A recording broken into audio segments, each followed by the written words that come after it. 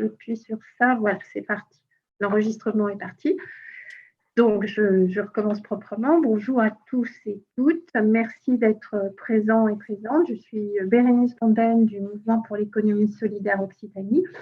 Et je vais un peu vous expliquer quel est le contexte qui fait que nous avons envie de lancer cette série de webinaires autour de l'évaluation d'utilité sociale et d'impact social. Alors, tout d'abord, pourquoi cette série? Parce que nous sommes aussi impliqués dans un groupe de travail à la fois sur la métropole avec Toulouse Impact, qui lance une politique publique autour des questions d'impact social, de l'évaluation de leur propre politique publique. Et on a déjà beaucoup travaillé avec nos partenaires sur ces questions de comment on mesure les actions que nous menons sur le territoire.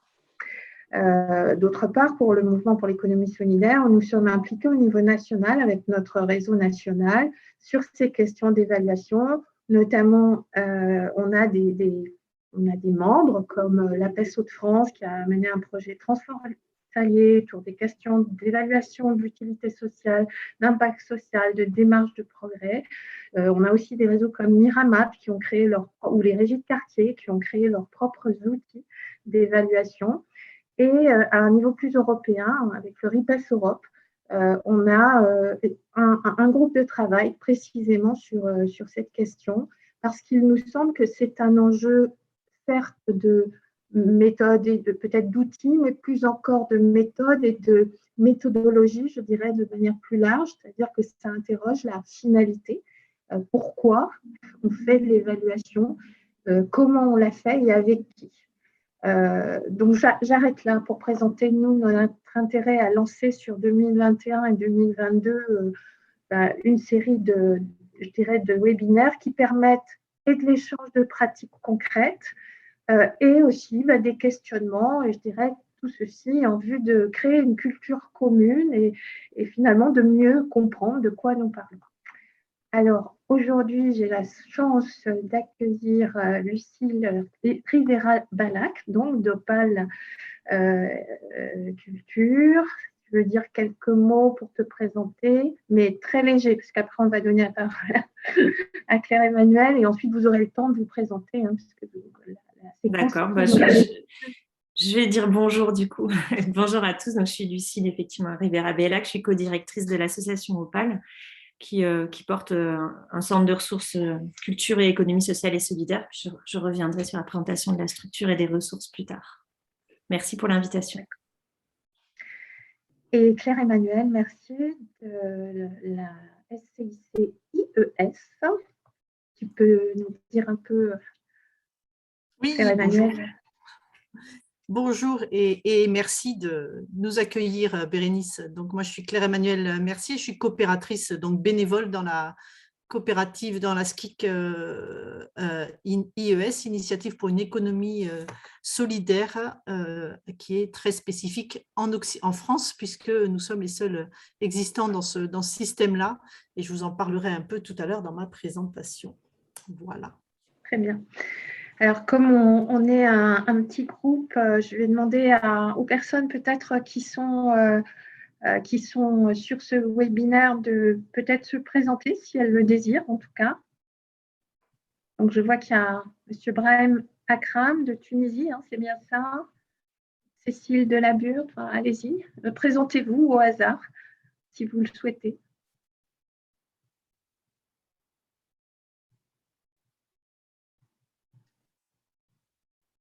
Bonjour. Je vais me présenter, bonjour. Bonjour Bérénice, on se connaît en fait.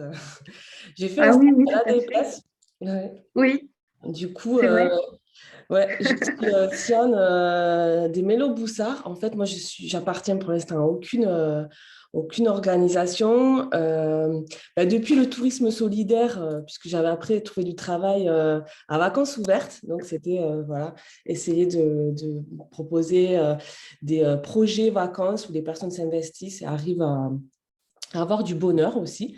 Et là, je me suis reconvertie, j'ai fait un Master 2 au CNAM de Paris, Intervention et Développement Social, parcours ESS. Et voilà, donc j'ai vu hier soir, j'ai eu l'info et je me suis inscrite. Donc, je suis ravie d'être avec vous. Merci. Est-ce qu'il y a une autre personne qui veut se présenter? Cécile de la Burte, je vois marqué Épices Emploi, si vous voulez vous présenter.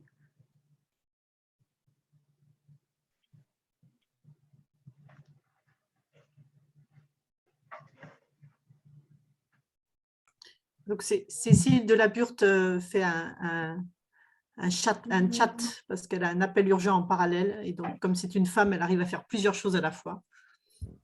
D'accord. Donc, alors, d'après ce que nous lisons, donc, on a donc voilà, je suis Cécile de la Burte, chargée de relations entreprises pour Épices, un groupement des associations Hérisson-Bellor que nous connaissons bien, une très très belle structure en effet. Et Iris, 3 associations ariégeoises. Parfait. Peut-être, alors je vois est-ce qu'il y a d'autres personnes? Monsieur Brahim Akram, vous vous êtes présenté tout à l'heure, vous voulez en dire plus? Vous êtes de Tunisie, c'est ça?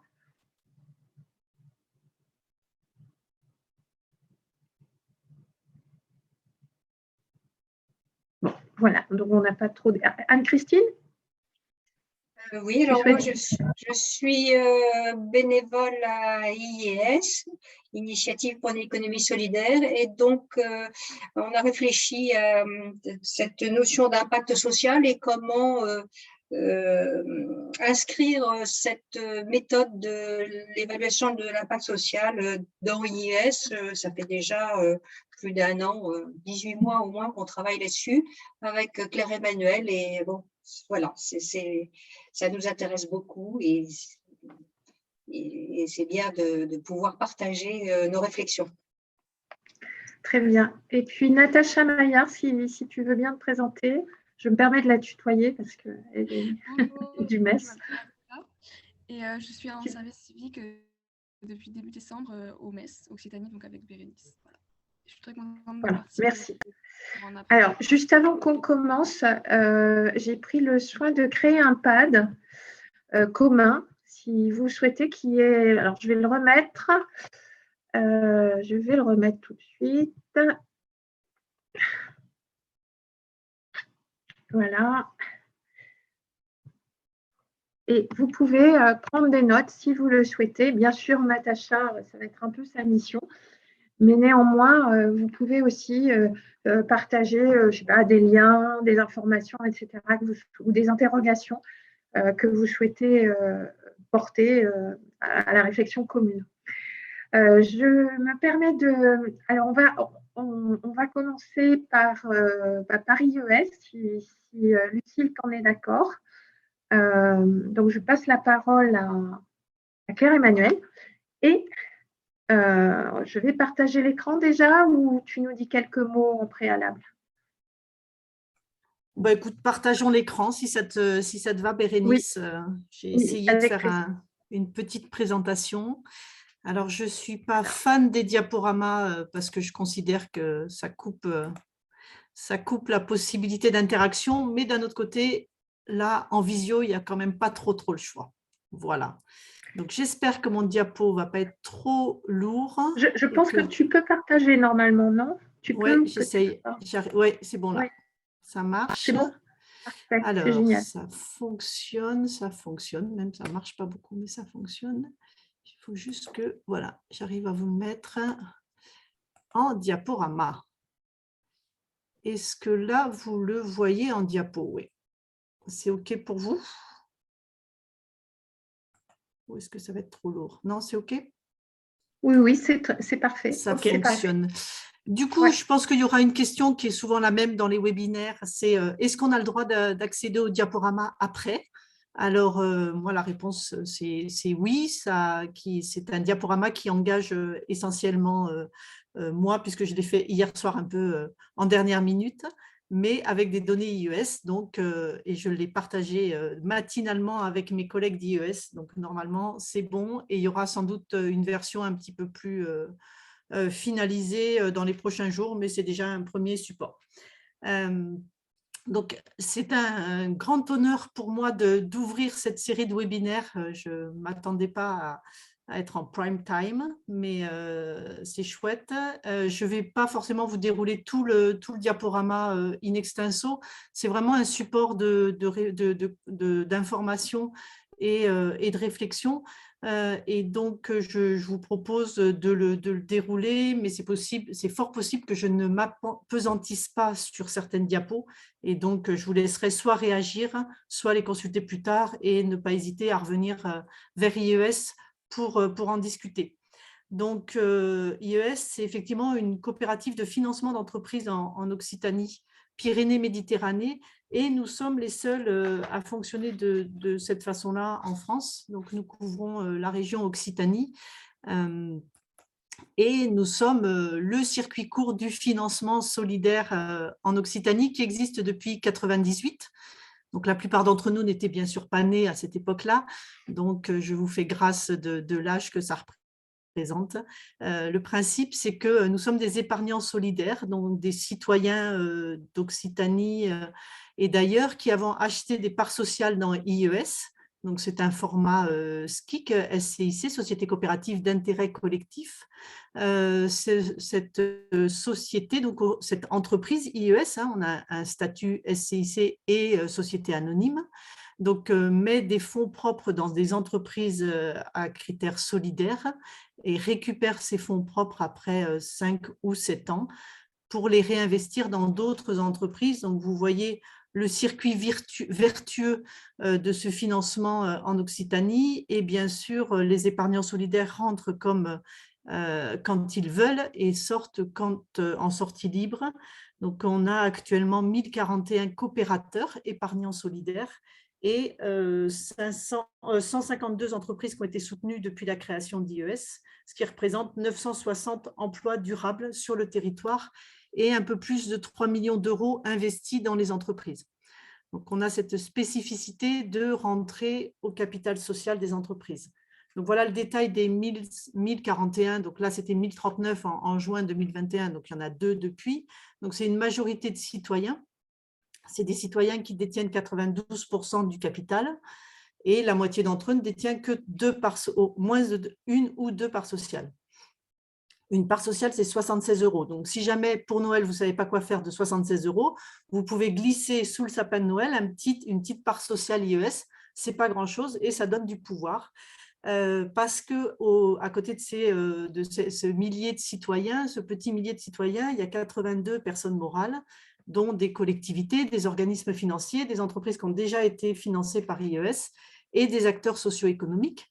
Alors, comme on fonctionne avec un conseil d'administration, Bérénice, je crois que tu représentes le MES au CA d'IES. Et j'aime à dire… Ça s'est transmis, j'ai transmis la fonction. Bah, écoute, il faut aussi, donc merci d'y avoir été tout ce temps-là. Et du coup, moi j'aime à dire qu'en tant que citoyenne parmi les 957, eh ben, j'ai autant de poids que le Conseil régional Midi-Pyrénées ou Toulouse Métropole, puisque une personne a une voix, puisqu'on est en fonctionnement coopératif. Donc, si jamais vous glissez une part sociale d'IES dans les cadeaux de Noël cette année, les raisons de souscrire des parts sociales, il faut bien les mettre en avant, c'est de rejoindre une dynamique collective au service du territoire, de participer au développement économique local et d'investir pour des entreprises d'utilité sociale et de l'emploi en Occitanie. Donc, ça donne du sens à l'épargne, c'est un placement qui est sûr et tout le monde peut participer, moyennant d'avoir au moins cette somme-là à y mettre. Donc, je rappelle, pour le moment, depuis la création d'IES, c'est 960 emplois durables qui ont été financés. Donc, nous sommes entreprise reconnue ESUS depuis décembre 2018, donc ça fait juste 3 ans. Les entreprises, comment est-ce que nous participons au soutien de l'emploi et des entreprises sur le territoire? En investissant entre 5 000 et 50 000 € dans le projet d'une entreprise. Il y a des critères d'éligibilité des entreprises. Il faut relever de l'économie sociale et solidaire. Il faut produire, consommer, employer, épargner, investir en respectant la personne et l'environnement. Il y a toute une phase d'accueil de projet, d'instruction et d'accompagnement. Donc, vraiment, l'intérêt d'IES, c'est non seulement d'injecter de l'argent dans les entreprises du territoire.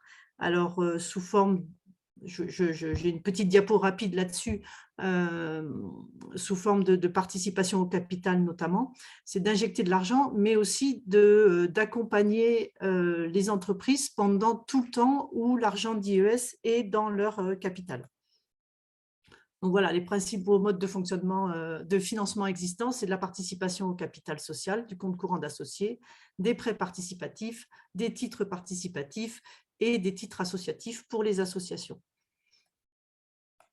Donc, oups, là, ça c'est un petit, quelques logos de quelques-unes des entreprises que nous accompagnons sur le territoire.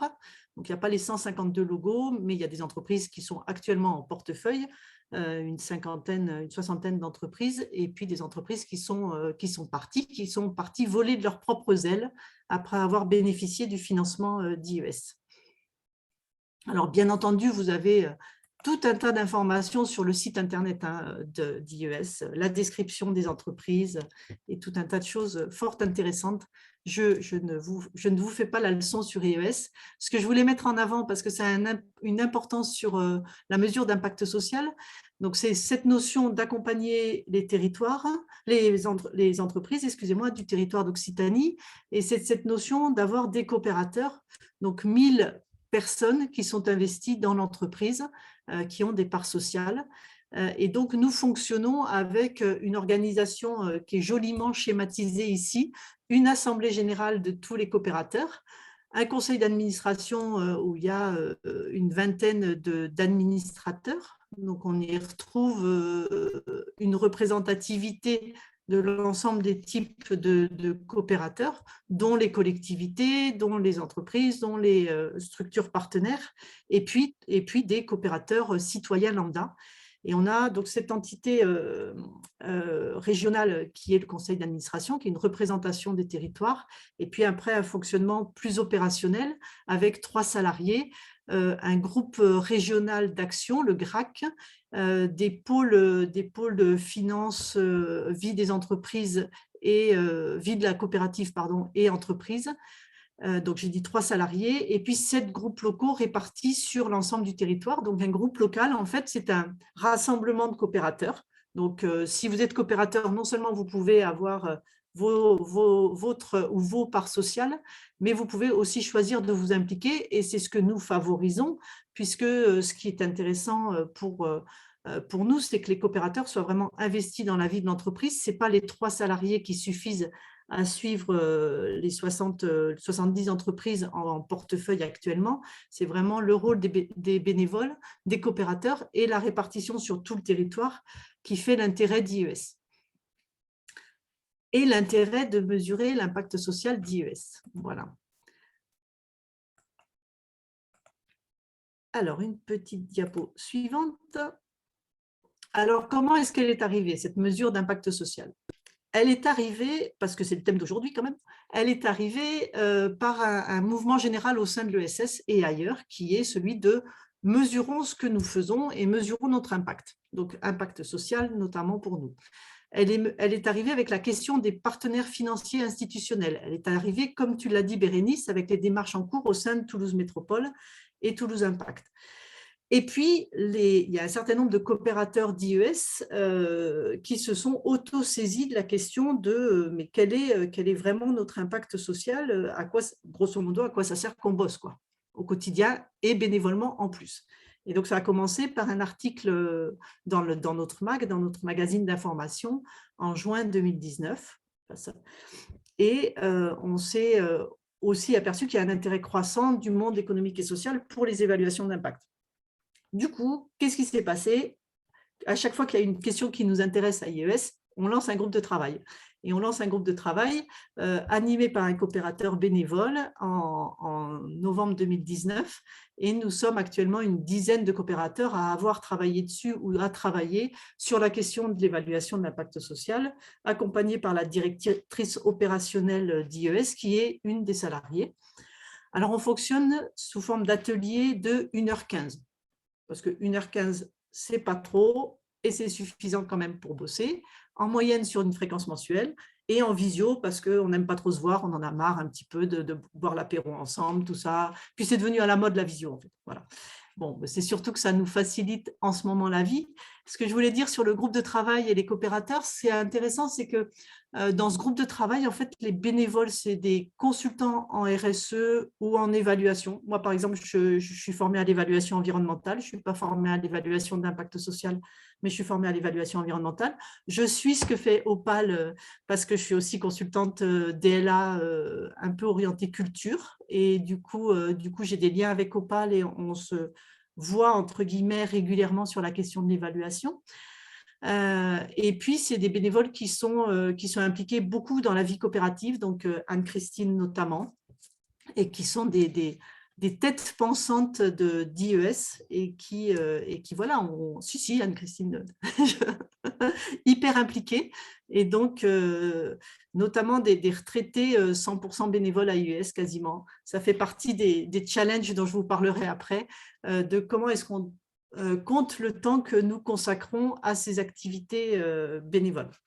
Bon, alors voilà, on s'est dit en novembre 2019, bon, ben, faut qu'on y aille, quoi, hein, si on veut mesurer, qu'est-ce qu'on fait et qu'est-ce qu'on fait? On commence à regarder ce qui se fait comme pratique ailleurs, comment on peut aller chercher les démarches d'évaluation et de l'impact social en cours et qui nous soient accessibles. Et donc, on est allé voir un petit peu partout. Et donc, on s'est retrouvé face à des grandes opérations, alors que nous, on est quand même relativement petits en termes géographiques et en termes de nombre de personnes impliquées. Mais du coup, ça nous a permis d'aller voir ce qui se faisait ailleurs. Puis après, on a décidé qu'une fois cette revue biblio faite, on allait passer sur un travail sur des indicateurs, bien entendu qualitatifs et quantitatifs, relatifs aux activités propres à IES, avec vraiment un objectif, c'est de faire dans la simplicité, à la fois dans la prospection et dans le rassemblement des indicateurs, parce qu'on ne veut pas alourdir la démarche, parce qu'on veut faciliter l'appropriation en interne à IES. Si on commence à mettre en place une usine à gaz, on s'est dit que ce n'était même pas la peine de continuer à penser à ça. Et notre troisième objectif d'étape, c'est de communiquer en interne et en externe sur ce travail.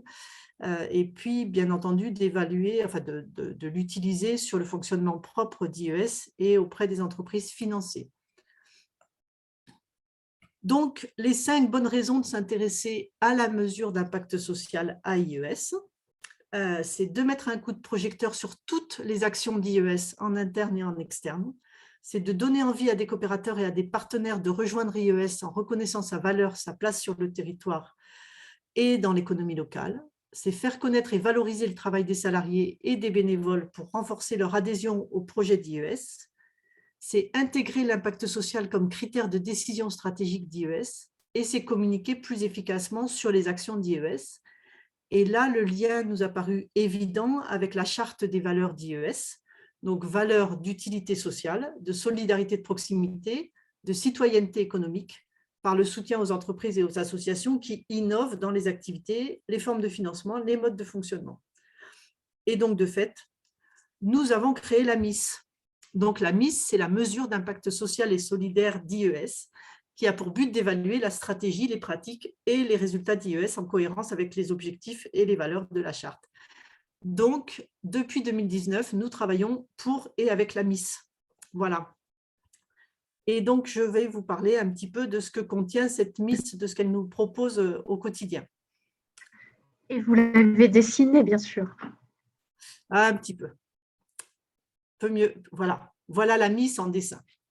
Donc, la MIS en dessin, c'est comment est-ce qu'on a choisi de s'y prendre dans cette MIS. Alors, je ne suis pas la conversation en même temps, hein, mais je crois que c'est des notes. Ma question, c'était qu'à l'écran, en fait, on voit 2 slides, une petite et une grosse. Peut-être que tu peux mettre qu'une seule slide en gros ou pas, je ne sais pas. C'est peut-être dans les paramètres d'affichage, j'arrive pas à voir. Ah oui, paramètres d'affichage. Attends, je fais juste une pause, comme ça vous pouvez souffler entre le mode présentateur et diaporama. C'est mieux ça, normalement.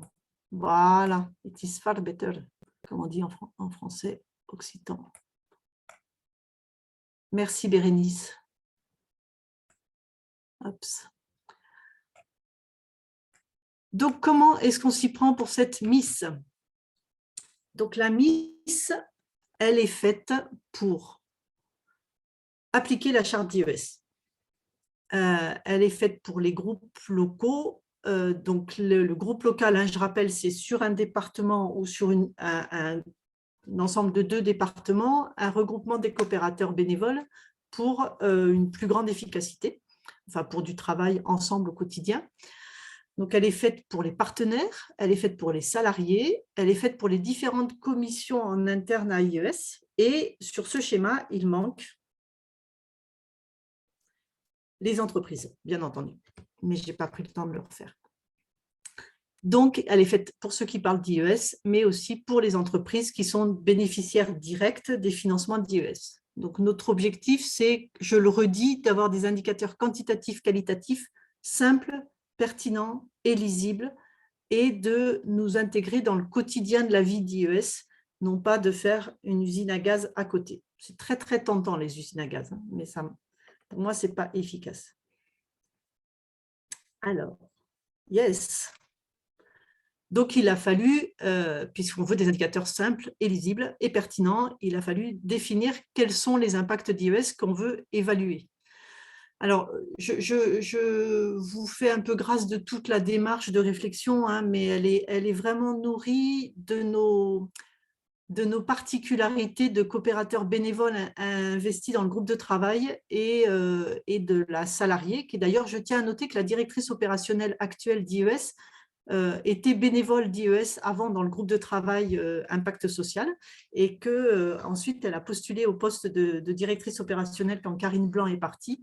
Et donc c'est Julie Lavie qui est passée du groupe de travail Impact Social au poste de directrice opérationnelle. Donc c'est un des impacts d'IES, c'est qu'on peut s'investir en tant que bénévole et tout d'un coup, pas par un claquement de doigts, mais devenir salarié. Bon, elle avait les compétences bien entendu adaptées pour cela. Donc notre questionnement, c'est quel est l'impact d'IES sur les entreprises que nous finançons, que nous accompagnons ou que nous avons accompagnées? Quel est l'impact des entreprises sur la société, enfin les entreprises accompagnées par IES sur la société et l'environnement? Quel est l'impact des groupes locaux sur leur environnement local? Et quel est l'impact d'IES sur ces sociétaires et ces bénévoles, qui sont des sociétaires? Voilà. Sinon, si on ne se pose pas la bonne question au départ, on ne sait pas qu'est-ce qu'on va tenter d'évaluer. Donc, voilà nos 4 questions de départ. Et voilà, nous voilà partis pour une démarche collective, dense et étalée dans le temps. Donc, en novembre 2019, il y a 2 ans, quand nous avons lancé le groupe de travail, on a dit, allez, dans 1 an, c'est fini, on a tout bouclé, on a un rapport sur l'impact social d'IES, on est super bon et tout va bien se passer. Et bien, tout se passe très bien, sauf que c'est plus long que prévu, sans doute. En tout cas, c'est très enrichi et c'est un gros travail. Donc là, il y a effectivement une dizaine de bénévoles impliqués, 2 salariés, puisque les 2 directrices opérationnelles ont été investies l'une après l'autre. Donc voilà ce chemin du parcours de la Miss depuis novembre 2019. Donc 13 ateliers en 2020, 8 ateliers en 2021, des productions d'indicateurs, d'enquêtes, de réflexion. Ça cogite beaucoup, ça avance beaucoup et on est en plein dans cet objectif de départ, hein, de valoriser la charte, enfin, s'assurer de la cohérence des actions d'IES avec sa charte, définir des indicateurs et revenir vers à la fois les entreprises accompagnées, les sociétaires, les groupes locaux et la société, la société en général. Cette notion de citoyenneté économique, pour nous, elle est hyper importante. Nous nous rendons compte avec le travail qui est fait au sein d'IES que les coopérateurs bénévoles sont vraiment des citoyens impliqués dans l'économie du territoire et qu'il y a une prise de conscience de qu'est-ce que c'est que l'économie et quel rôle chacun peut avoir dans l'économie au sein d'IES. Et pour nous, c'est hyper important. Après, la question, c'est comment est-ce que nous l'évaluons. Donc, c'est un chemin qui n'est pas terminé. C'est un chemin qui continue et tant mieux parce que je pense que la mesure d'impact social, c'est pas quelque chose de fini. C'est pas possible que ce soit quelque chose de fini. C'est une mouvance permanente. Pardon. Alors, hop, ça ne veut plus changer de… Est-ce Voilà. que… Oui. Voilà. Pardon.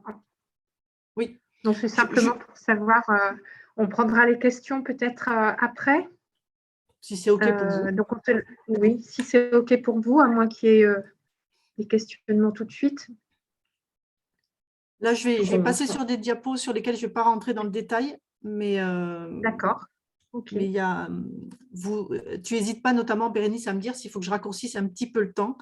Ce que je voulais dire sur ce schéma-là, c'est qu'un des points un point d'étape important que je voudrais souligner, c'est que donc à l'été 2021, donc on a eu notre assemblée, il y a eu l'assemblée générale d'IES, et ça a été l'occasion, en préparation de l'assemblée générale, de rencontrer, là aussi en visio, il ne faut pas abuser des bonnes choses, de rencontrer les groupes locaux et de leur faire part du travail engagé par le groupe de travail, donc d'aller vers les territoires et de faire un retour des territoires sur cette mesure d'impact social.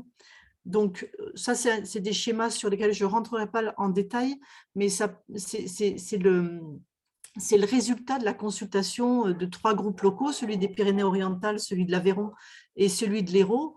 Et par exemple, si on prend celui de l'Aveyron, donc il y a un souhait de concret dans la partie action. Il y a un souhait de concret de mise en valeur de l'économie, de communication, de projection vers le futur.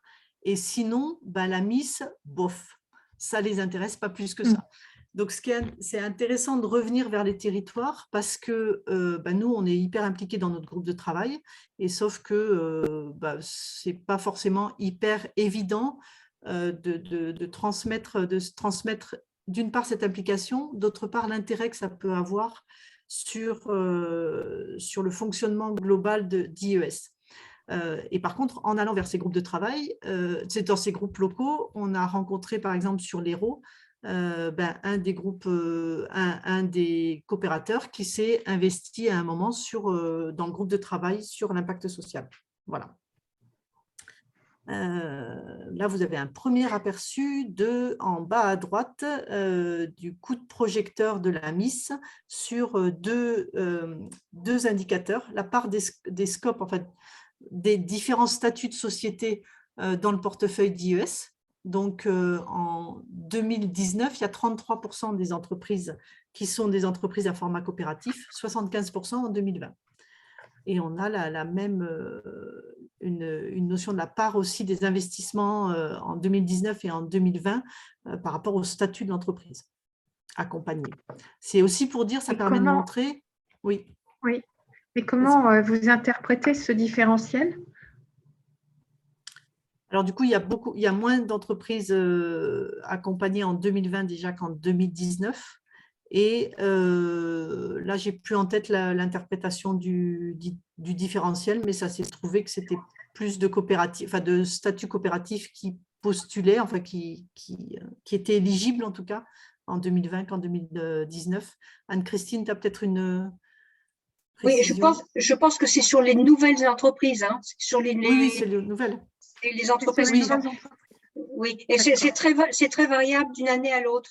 Il y a des années où on a investi dans beaucoup de scopes et SIC, et puis d'autres années où c'est sur d'autres petites entreprises, toujours dans l'économie sociale et solidaire. C'est bien d'être plusieurs pour travailler, c'est cool. Alors, je reviens sur mon diapo.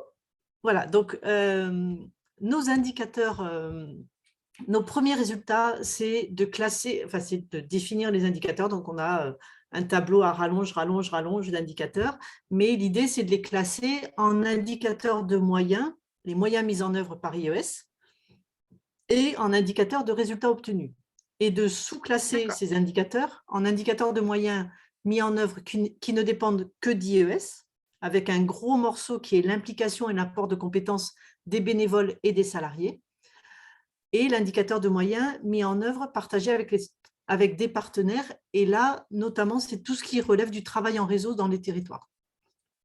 Le deuxième gros paquet, c'est les indicateurs de résultats obtenus, ceux qui ne dépendent que d'IES, et ça, c'est presque, j'allais dire, les plus faciles à récupérer parce que c'est ceux qu'on utilise depuis longtemps, en fait. C'est les indicateurs du rapport de gestion, du rapport d'activité, les entreprises financées, les conditions de financement, donc le statut des entreprises, le temps passé à les accompagner. Enfin, il y a tout un tas de critères qui étaient, eux, déjà, qui sont déjà existants, en fait, qui sont déjà complétés. Et donc qui sont faciles, entre guillemets, à récupérer. Des indicateurs de résultats obtenus partagés avec les partenaires, donc c'est les conditions de financement et le travail en réseau dans les territoires. Et puis des indicateurs partagés avec les entreprises financées au niveau des entreprises elles-mêmes, ça va être par exemple le nombre d'emplois, et au niveau du réinvestissement de l'épargne collectée. Dans tous ces indicateurs, il y a des indicateurs quantitatifs et des indicateurs qualitatifs.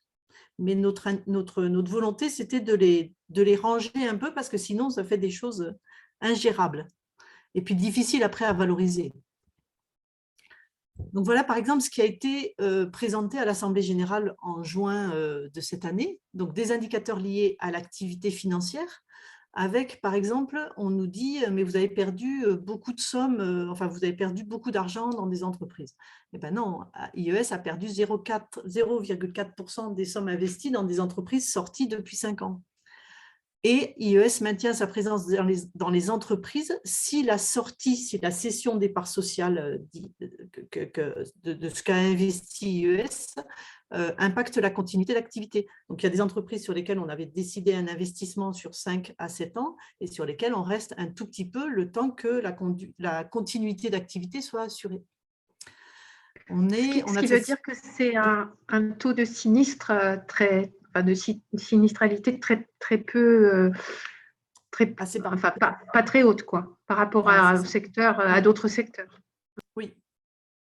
Ça met aussi en avant la spécificité d'IES où 100% des financements sont adossés à un accompagnement, donc 2 coopérateurs bénévoles qui accompagnent l'entreprise pendant les 5 à 7 ans d'investissement, pas de demande de garantie personnelle des dirigeants. Voilà, ça c'est les indicateurs d'activité financière. Et puis, on a travaillé aussi sur les actions hors financement dans les territoires, parce que dans les territoires, les coopérateurs, dans les groupes locaux, dans les 7 groupes locaux, font de l'instruction et de l'accompagnement d'entreprises, mais pas simplement, il y a beaucoup de travail de mise en réseau et de présence en tant qu'acteur économique sur le territoire, donc auprès des collectivités territoriales, des réseaux de l'ESS, de la finance solidaire, des réseaux d'entreprises, du grand public, des incubateurs, des dispositifs d'amorçage.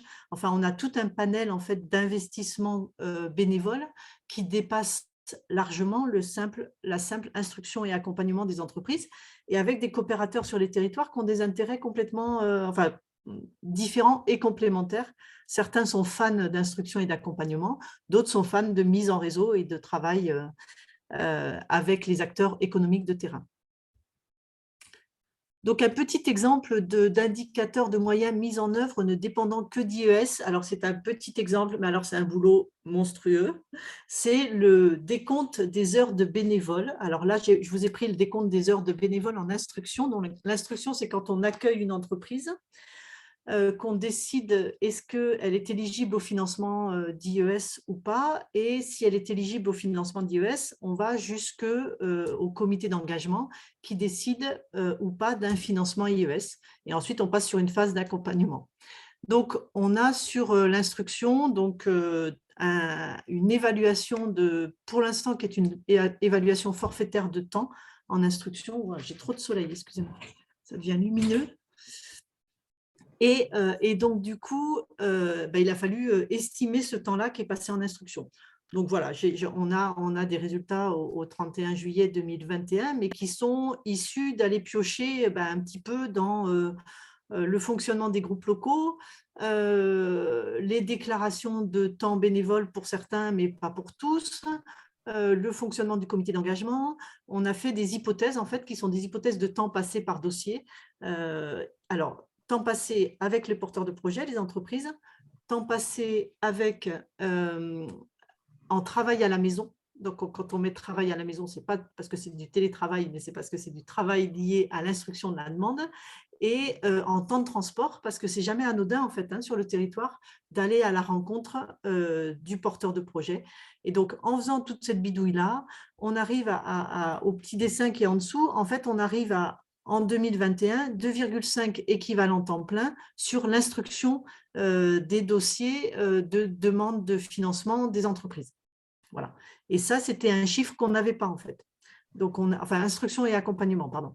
Donc, on a 2,5 ETP. Donc, les bénévoles d'IES en instruction et accompagnement, à ce jour, avec l'évaluation qu'on a pu en faire, qui est parfois une évaluation à la louche, on a 2,5 équivalents temps plein. Donc, non seulement IES soutient les emplois dans les entreprises qu'elle accompagne, non seulement IES crée de l'emploi avec ses 3 salariés, mais IES représente aussi par son temps bénévole du travail conséquent. Voilà une partie de l'exercice. Ça, c'est l'exercice qui est presque plus facile. C'est un exemple des indicateurs de résultats obtenus partagés avec les entreprises financées. Donc, c'est une somme d'indicateurs, mais qui est plus facile à remplir, en fait, parce que c'est du factuel, c'est du quantitatif et c'est des choses qu'on a l'habitude, en fait, de récupérer comme données. Les données précédentes sur le temps passé bénévole sont beaucoup plus difficiles à récupérer. Est-ce que je peux te poser une question? Bien sûr. Du coup, y a-t-il un indicateur pour connaître un peu IES, donc qui est un succès et vraiment une structure très intéressante dans le paysage de la finance solidaire citoyenne? Comment vous mesurez les efforts de déploiement du nombre de sociétaires, puisqu'un des enjeux, ce serait qu'IES, son capital soit multiplié par 10, par exemple. Je rêve, mais ça va bien de rêver ça, parce qu'il faut qu'on soit beaucoup plus nombreux et qu'on soit beaucoup plus fort sur nos territoires pour être auprès des entrepreneurs et des entreprises locales qui sont sur le champ de la transition, de l'économie solidaire, etc., etc. Donc, comment est-ce que vous avez créé quelque chose sur ce sujet-là? Alors, sur l'effort de déploiement, sur comment est-ce qu'on arrive à avoir des nouveaux sociétaires, pour l'instant, non. Je note parce que ça va peut-être venir, mais pour nous, un des enjeux de l'évaluation de l'impact social, de la MIS, c'est effectivement de pouvoir communiquer sur l'intérêt d'être coopérateur dans IES. Donc, merci pour la transition, Bérénice, néanmoins, puisque des indicateurs quantitatifs, nous passons aux indicateurs qualitatifs. Donc ça, c'était aussi un souhait. Voilà. Je reprends la main. Alors, et juste, j'ai une question. Est-ce que tu en as pour longtemps? C'est juste par rapport à Lucie. Je voulais savoir. Oui. Alors, quelle heure il est? Je n'ai pas regardé quelle heure il était. Si je prends 5 minutes à rester encore, c'est OK? C'est parfait. 5 minutes, c'est impeccable. Lucille, après, je vais Lucille, je ne dis pas de souci, tout va bien. Alors. Ouais, merci, Lucille. Cool. Donc, voilà. Alors, motivation des coopérateurs, impact d'IES sur les coopérateurs. Pour l'instant, c'est un questionnaire qui a été lancé en juillet 2020 pour lequel on a, entre guillemets, que 37 réponses, mais notre objectif, c'est d'aller plus loin.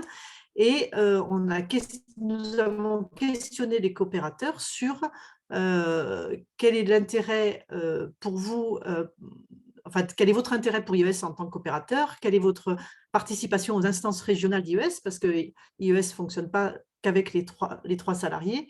Et au niveau régional, il faut faire tourner la boutique.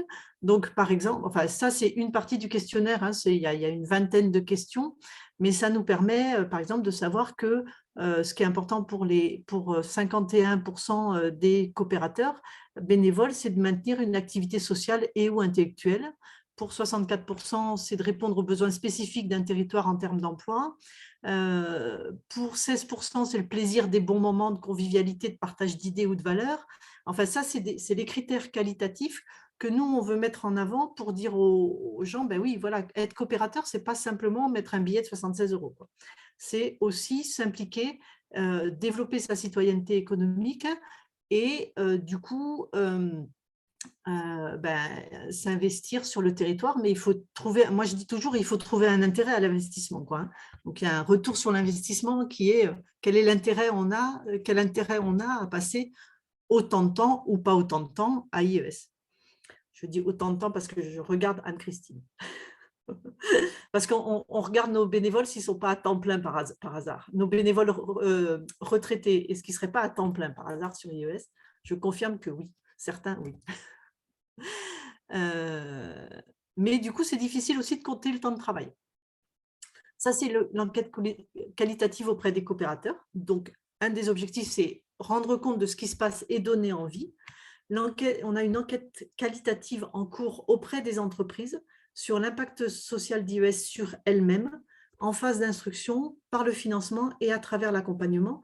Donc ça, c'est vraiment une démarche qui est en cours, qui se passe sous forme de questionnaire accessible en accès libre ou par entretien d'une vingtaine de minutes, qui est un entretien croisé. Ce n'est pas les coopérateurs qui suivent l'entreprise qui font l'entretien, c'est d'autres coopérateurs. Et donc, on pose des questions de type l'offre financière était-elle adaptée à vos besoins? Quels intérêts de l'accompagnement d'IES retenez-vous pour votre entreprise? De quelles compétences de la part des accompagnateurs souhaiteriez-vous bénéficier plus?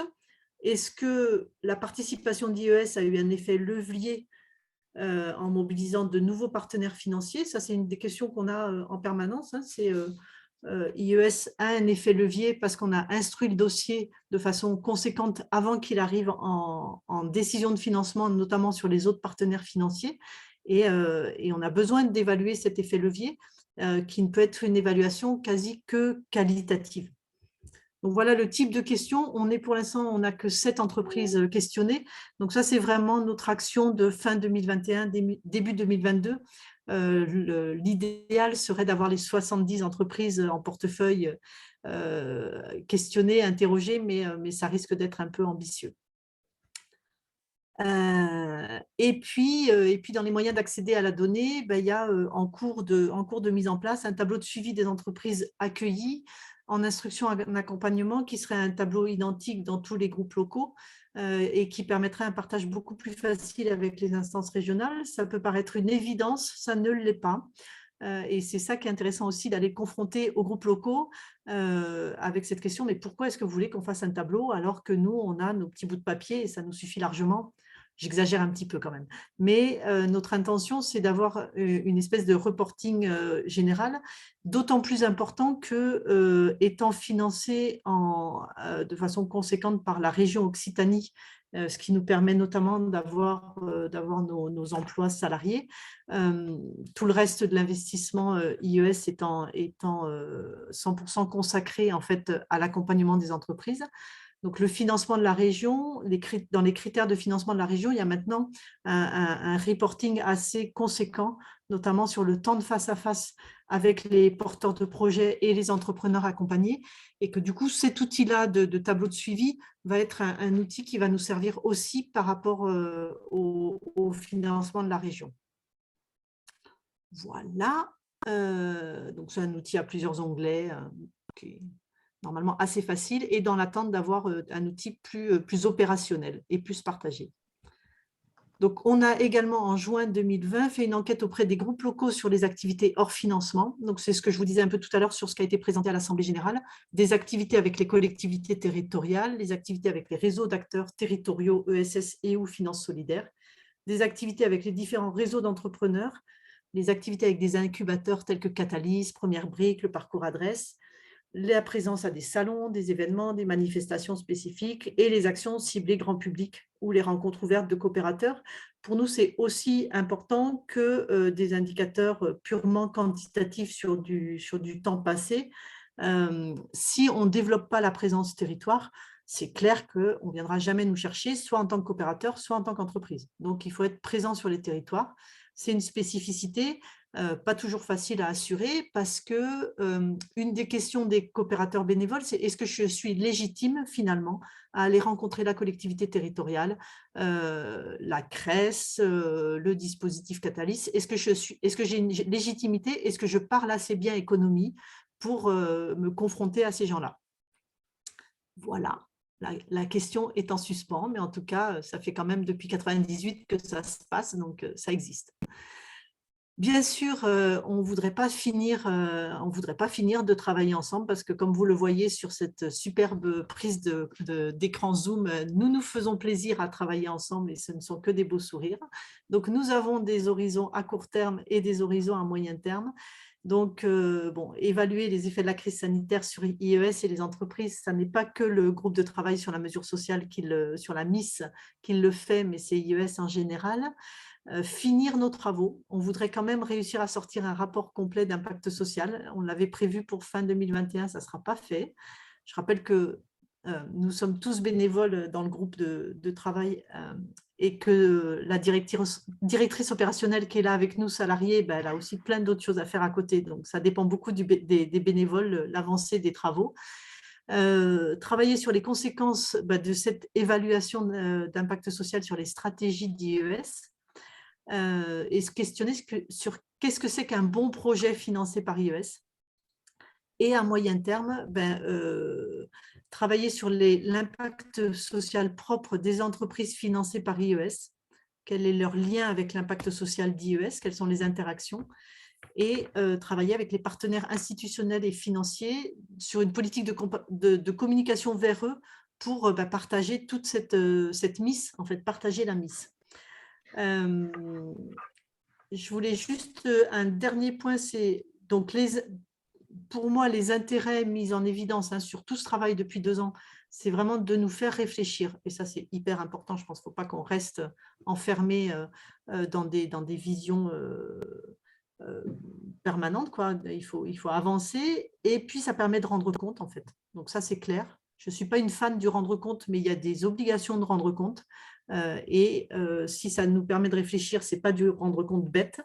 La limite de l'exercice, c'est de collecter de la donnée qui n'est pas enregistrée. Et ça, sur le temps de travail, notamment des bénévoles, c'est un gros challenge. C'est d'intéresser les groupes locaux, parce que c'est quand même eux les coopérateurs, de valoriser et de communiquer et de finir l'exercice, même si je pense que c'est une démarche qui est en pleine mouvance. Et on est dans une société qui se questionne beaucoup en général qui commence à se questionner sur l'utilité sociale. Donc nous, on fait l'exercice et on risque d'être obligé d'évoluer tout le temps dans notre exercice parce que la mouvance générale, et on va le voir par les webinaires, c'est ça, c'est d'aller plus loin dans cette évaluation. Donc si vous voulez en savoir plus, bien entendu, coup de pub, n'hésitez pas à contacter IES. Merci beaucoup. Oui, merci Claire-Emmanuelle. Je crois que c'était vraiment très complet et très, très passionnant à écouter. Je pense que ça pose plein de questionnements et bravo pour cette présentation. Je suggère, je ne sais pas ce qu'en pense Lucille, mais peut-être 5 minutes de pause parce que il faut un petit peu prendre juste 5 minutes, le temps qu'on change d'intervenant, que vous preniez un petit café, vous allez respirer un petit peu. Et pendant ce temps, je pense que ça sera intéressant que les participants notent peut-être quelques questions qu'on reposera peut-être à Anne-Christine et à Claire-Emmanuelle après la présentation de Lucille. Donc, on se donne 5 minutes et on se retrouve vers 11h01, très exactement. Ça vous va, Lucille, ça marche pour toi? Ok. Allez, une petite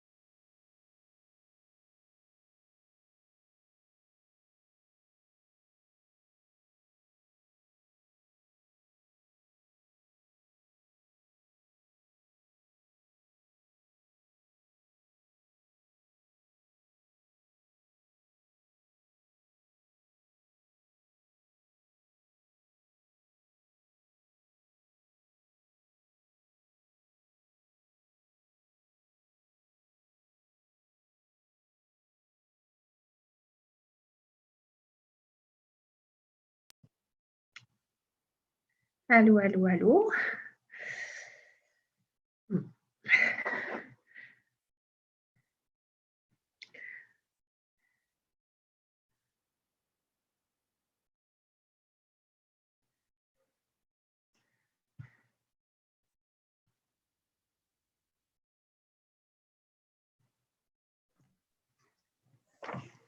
Bonjour, j'utilise ce moment de pause voilà, Bonjour. pour me présenter un peu plus. Je suis désolée, tout à l'heure, j'ai eu un coup de fil urgent, comme je disais. Merci Cécile. Oui, vas-y, présente-nous un peu. Tu es de l'Ariège, j'ai compris. Voilà. Bon, en fait, voilà, enfin, je ne vais Ouais. pas te dire grand-chose de plus que ce que j'avais dit tout à l'heure. C'est que je travaille donc pour Hérisson Baylor et puis également pour deux autres associations en tant que chargée de relations entreprises. Et donc, je fais le lien entre les salariés en insertion et le monde de l'entreprise. Voilà. D'accord. Et quel est du coup le fait que tu participes? Est-ce que c'est parce que dans ces entreprises où tu travailles aujourd'hui de l'ESS, il y a le désir de mesurer son impact ou évaluer son utilité sociale? Enfin, il y a une démarche que vous souhaitez mettre en œuvre? Non, j'avoue que je participe parce que pour moi, une veille sur ce qui se fait est très importante. Et puis, je suis sensibilisée par mes expériences précédentes à la question de l'impact social. Et j'ai tout un volet de mon poste qui est sur la communication. Donc mesurer l'impact social de structures comme Hérisson Baylor, ça peut être quelque chose qui est intéressant, mais pas forcément immédiatement. C'est pas un projet immédiat, mais voilà, à terme encore. Ok. Et tes précédentes expériences sur l'évaluation, elles étaient, je veux dire, pour des ONG, dans quel secteur plus particulier, sans rentrer dans les détails, ainsi de suite. J'ai travaillé pendant 4 ans dans une petite SCIC locale qui s'appelait Laine Paysanne. Ah oui, d'accord. Laine Voilà. paysanne, oui, en effet. Vous connaissez du coup? Okay. Oui, je suis l'activité de laine paysanne, je trouve ça assez intéressant. D'accord. Voilà, je fais partie des membres fondateurs de Laine Paysanne et puis je travaillais à la stratégie de communication. D'accord, très belle communication, ça marche bien. Merci. Oui, donc je suis tout ce qui est autour de cette affaire, depuis sur les réseaux sociaux plutôt, puis après je suis pas mal en contact avec, je vais avoir un trou de mémoire évidemment, le projet là en Ariège de tissage qui a été repris, on va y De arriver. tissage? Parce qu'il y a une filature qui a été reprise, c'est Sibadalen? Oui, la filature de Nio. Voilà, Oui. c'est ça. Oui, Là, je suis plutôt en contact avec la filature de Nio dont je connais les fondateurs. Voilà. Oui, d'accord. On s'est beaucoup retrouvés autour des états généraux de l'ESS, mais après on se connaît d'avant puisqu'ils faisaient partie, certains venaient de l'Ardèche à Caen. Voilà. Il y a un membre du mouvement pour l'économie solidaire. J'ai l'impression que tout le monde est là. Oui. Vous êtes tous revenus, Lucille? Oui. Ouais. Anne-Christine et Claire-Emmanuel, Siane. Et tout cela, Natacha aussi. Oui, je suis là. D'accord. Et personnes d'IES sont là, je pense aussi. Ah, pas tout à fait. Alors, la petite pause s'imposait, parce que c'était dense. C'était quand même très dense. Claire-Emmanuel, tu es là?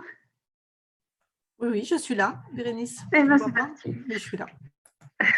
Par contre, on a perdu Brahim. Oui, on a perdu Brahim, mais je sais que j'ai l'habitude que Brahim se connecte sur des choses et il a souvent un problème de connexion. Donc, bon, voilà, c'est normal, il n'y a rien de grave. De ce fait, on va passer à Lucille et à Opal. Donc, je te laisse la parole, Lucille. Tu nous dis, bien sûr, quand tu veux partager l'écran, n'hésite pas. Oui, tout à fait. On passe à une autre approche très, très, très différente, puisque là, il s'agit plutôt d'accompagner des acteurs culturels, du monde culturel. Donc, je te donne la parole, Lucille. Oui, merci. Effectivement, je vais vous faire une petite présentation de ce qu'est Opale aussi et du fonctionnement et aussi de cette notion d'accompagnement, parce qu'après, on pourra raccrocher au sujet de l'évaluation. Opale, c'est un acteur qui existe depuis une trentaine d'années, une bonne trentaine d'années, et qui s'est caractérisé par un appui aux initiatives artistiques et culturelles qui relevaient d'une autre économie, et notamment celle qu'on appelle aujourd'hui l'économie sociale et solidaire. Mais depuis 30 ans, c'est vrai que c'était le souhait d'accompagner, d'outiller, d'aider à se professionnaliser et valoriser ces initiatives qui étaient en partie invisibilisées et qui le sont toujours en partie. À ce titre-là, alors je passe pas je vous fais pas les 30 années d'Opale, mais peut-être sur les 15 dernières, parce que il y a eu une forme de structuration à Opale qui s'est centrée sur la création du centre de ressources pour le dispositif local d'accompagnement, donc le CRDLA Culture, qui en fait nous permet de porter une mission en lien avec le dispositif local d'accompagnement, qui est ce dispositif national, cette politique publique de soutien à l'emploi dans le monde associatif et plus largement dans l'économie sociale et solidaire. Le DLA, il accompagne chaque année 1 millier d'associations culturelles. Ça fait depuis les origines presque 12 000 structures qui ont rencontré le DLA, qui ont été diagnostiquées par lui et qui ont bénéficié aussi, pour certaines, d'accompagnement individuel ou collectif, ou les deux. Donc l'accompagnement, c'est un regard extérieur aussi d'un consultant ou d'une consultante qui va intervenir sur un temps déterminé et sur des problématiques identifiées en amont. Donc ça, c'est aussi un travail que Claire-Emmanuelle tu évoquais comme étant une de tes activités aussi. Et c'est vrai qu'il y a plusieurs dizaines de consultants spécialisés dans le secteur culturel qui interviennent pour le DLA. Donc nous, de notre place d'Opale, Centre de ressources nationales, sur le DLA, on est en lien avec les chargés de mission sur chacun des départements. Et on est en appui de leur travail d'accompagnement et d'animation territoriale. Donc, c'est-à-dire qu'on les aide à identifier les problématiques principales qu'ils vont rencontrer quand ils vont voir des associations. Ils sont, eux, habitués à plutôt rencontrer, enfin pas habitués, mais ils croisent en fait tous les jours dans leur boulot des clubs de ping-pong, des radios associatives, des maisons de retraite sous format associatif, des scopes ou des SIC sur le traitement des déchets. Enfin, ils ont quand même un panel d'activités très varié, puisque c'est tout le champ de l'ESS ou du monde associatif employeur sur leur département. Et donc, la culture, c'est une partie de leur activité, même si c'est un champ d'activité assez important. Donc, c'est vrai que nous notre apport, c'est de les aider à mieux comprendre ce qui se passe dans les compagnies, les musées, les lieux de diffusion, et identifier le plus rapidement possible les besoins d'accompagnement. Et puis, donc ce travail-là, il est articulé pour Opale un lien assez étroit avec de nombreux réseaux et fédérations des arts et de la culture qui sont réunis au sein de l'UFISC et de la COFAC. Je cite l'UFISC rapidement, et puis tout ça, c'est sur notre site. Je n'ai pas fait le PowerPoint, donc je vous partagerai l'écran tout à l'heure, mais là, tout c'est sur notre site. L'UFISC, c'est notamment aussi un des membres du MES, que je cite aussi pour ça, et que je reviendrai dessus en vous présentant l'outil sur lequel on avait travaillé, notamment avec eux. Alors, je fais cette introduction. Donc, le lien avec les fédés et les réseaux, c'est aussi quelque chose qui nous permet de mesurer les besoins d'accompagnement d'un secteur qui bouge beaucoup et de créer des outils, donc des outils, des guides, des ressources diverses qui sont généralement travaillées. Par exemple, on a fait une fiche repère sur les radios associatives qui est régulièrement travaillée et mise à jour avec des fédés, des radios associatives. On travaille sur les collectifs d'artistes plasticiens avec la Fédération nationale La Frappe, des réseaux et associations d'artistes plasticiens. On travaille avec les syndicats employeurs aussi qui représentent les acteurs culturels et artistiques de l'ESS. Donc ça, c'est vraiment une espèce de galaxie, un écosystème de partenaires qui est assez large pour Opale, mais qui permet aussi de vous situer un peu d'où on parle. Et on est une petite équipe aussi, on est 5 équivalents temps plein, et avec cette mission nationale assez large. Donc au-delà du DLA, on est vraiment centre de ressources culture, économie sociale et solidaire, parce qu'on cherche à travailler sur ces liens-là depuis de nombreuses années, à les valoriser et à les mettre en évidence. Et ce qu'on aime bien comme réflexion et comme approche, c'est de ne pas partir des concepts, mais plutôt de partir des pratiques aussi pour expliciter ce qu'est l'économie sociale et solidaire. Et c'est un peu ce qui a guidé le projet d'Esperluette que je vais vous présenter après. J'aimais bien dans ce que tu disais, Claire-Emmanuelle, aussi tout à l'heure, le fait que l'évaluation, c'est un processus qui n'est jamais fini. Et c'est vrai que je pense que Esperluette, ça va un peu renvoyer à ça, en fait. L'idée, c'est que l'évaluation, c'est un processus long et qu'il est important qu'il soit co-construit. Dans les arts et de la culture, on a pendant longtemps plutôt des politiques publiques d'évaluation qui invitaient à questionner la pertinence, le nombre de publics qui rentrent dans la salle, le nombre de scolaires, le nombre d'heures où ils sont restés dans le musée, etc. Et en fait, à partir du moment où c'est les pouvoirs publics qui définissent tout seuls les indicateurs d'évaluation, on passe vraiment à côté de beaucoup de choses. Donc, il y a un vrai intérêt à ce qu'il y ait une appropriation et une co-construction de ces outils-là. Donc ça, c'est un des points aussi qui guide le travail qu'on a pu faire avec Esperluette. Et puis, cette réflexion aussi, elle recoupe la question de l'OPP, c'est l'observation participative et partagée. C'est un principe d'observation et d'enquête quantitative et statistique, notamment qui vient des musiques actuelles. L'OPP, pour les réseaux des lieux de musique actuelle, ils se sont dit à un moment, effectivement, il y a trop ces indicateurs-là qu'on nous demande chaque année de la part de nos financeurs. On peut aussi mutualiser des espaces où on se les approprie. Ça nous permet de se faire un miroir aussi sur notre activité. Donc, c'est à la fois un miroir sur notre activité et une photographie sur là où on en est à un instant T, mais c'est aussi quelque chose qui permet de se situer par rapport à ses camarades, on va dire, d'une espèce de groupe, quoi. Donc, sur les lieux de musique actuels, ils arrivent à avoir sur la Fédé Lima, c'est l'exemple que je prends, puisque c'est eux qui ont lancé ça. Ils sont peut-être 150 adhérents. Et chaque adhérent remplit leurs données d'OPP, donc ça veut dire que chaque année, ils vont mettre leur budget, les adhérents, le nombre de partenariats, les emplois, les subventions, etc.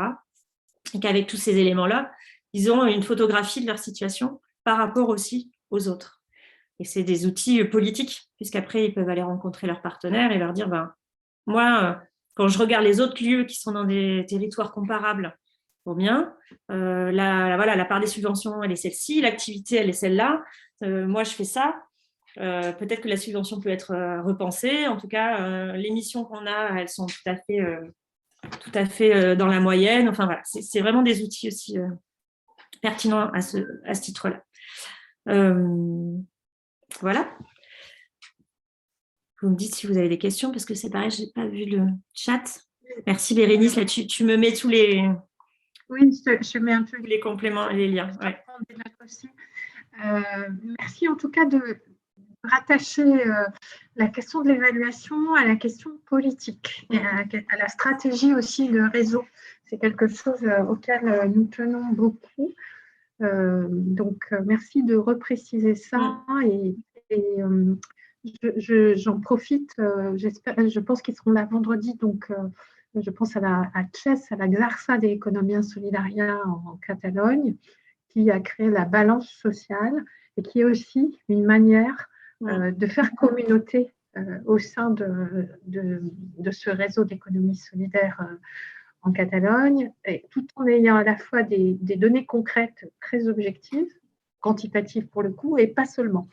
Et je pense que ça, c'est intéressant aussi pour faire du plaidoyer, pour dire où en est le secteur d'activité ou le réseau. Donc, merci de repointer cela, parce que c'est peut-être dans ce sens que tout à l'heure, j'interrogeais IES et Claire-Emmanuelle sur la place de la finance solidaire citoyenne dans le financement en général et comment les citoyens pouvaient être encore plus embarqués. Est-ce que ça faisait partie des indicateurs et comment on pouvait travailler ces questions-là, finalement, qui touchent à la question de la transformation sociale aussi, à l'implication plus grande des citoyens. Donc à toi, Lucie.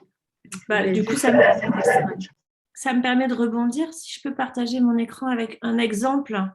C'est un exemple qu'on donne souvent parce qu'il n'y a pas beaucoup d'enquêtes sur l'utilité sociale dans le secteur culturel en général ou de manière un peu générale.